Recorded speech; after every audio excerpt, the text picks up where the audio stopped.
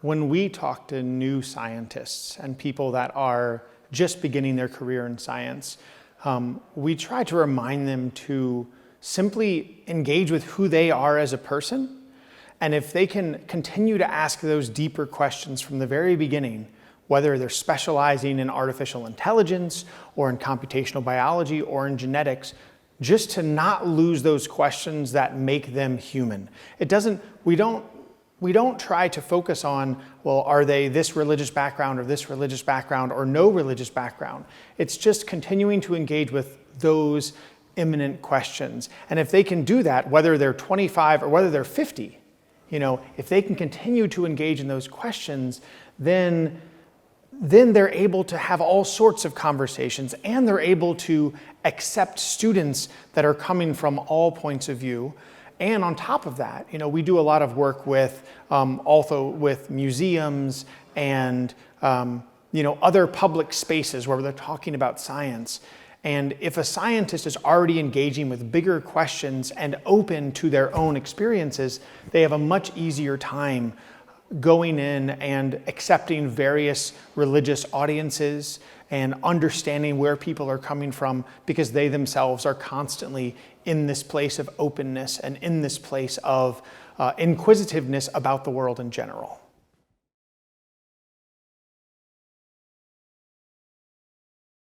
Yeah, absolutely. I think that, teaching somebody how to be open is a really difficult thing, right? Because it's more teaching somebody just reminding them how to be human. When you're teaching an undergraduate, if you can teach them a lot of specific things: how to write an essay, how to answer questions, how to speak in public, but you can't really teach them to ask questions about their own existence.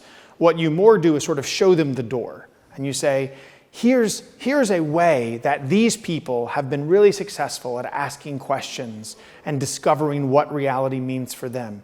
Why don't you try out some of these and tell me what you're experiencing?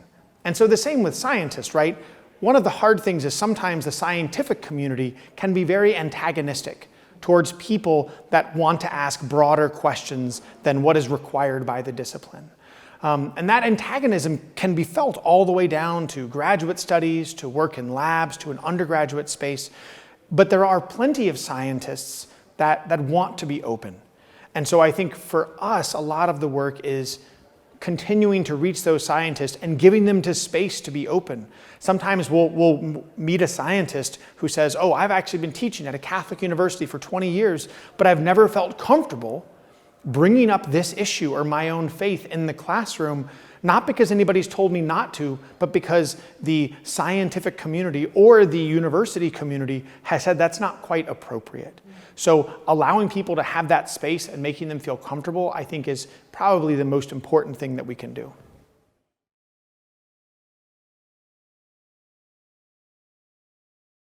I think there's so much that can be taught there. Throughout history, I'm a historian of the Catholic Church and Christianity, and throughout the history of Christianity, theologians and priests and philosophers have relied upon science. So it wasn't always called science.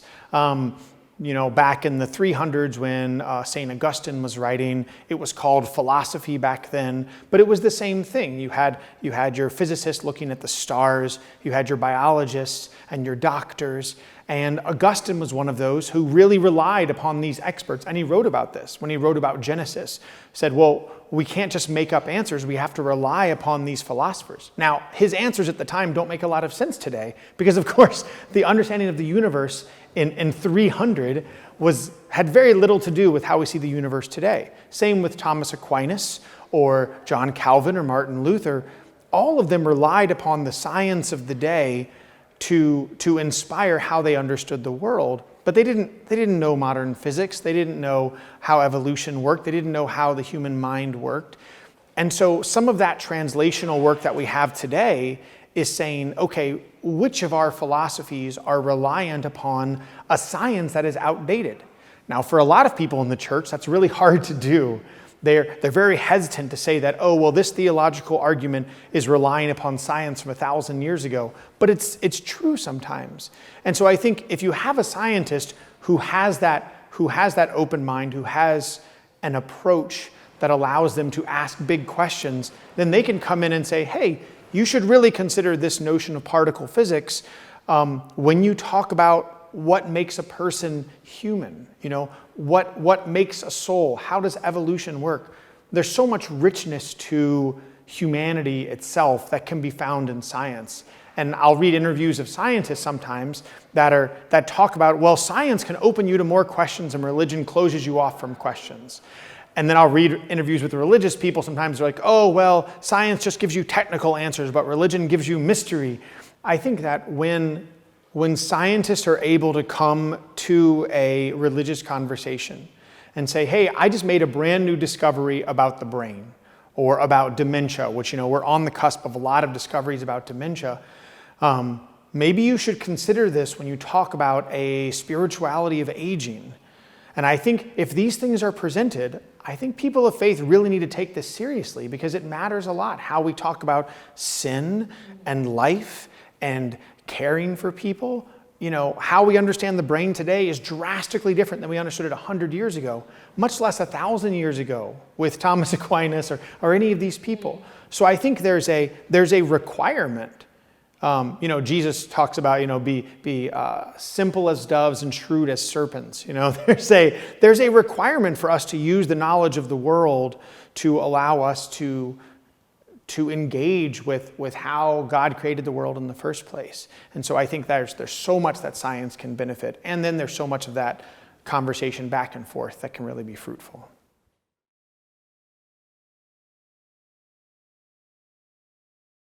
I think when I talk about somebody being more human, I'm thinking about my experiences in a classroom talking with students.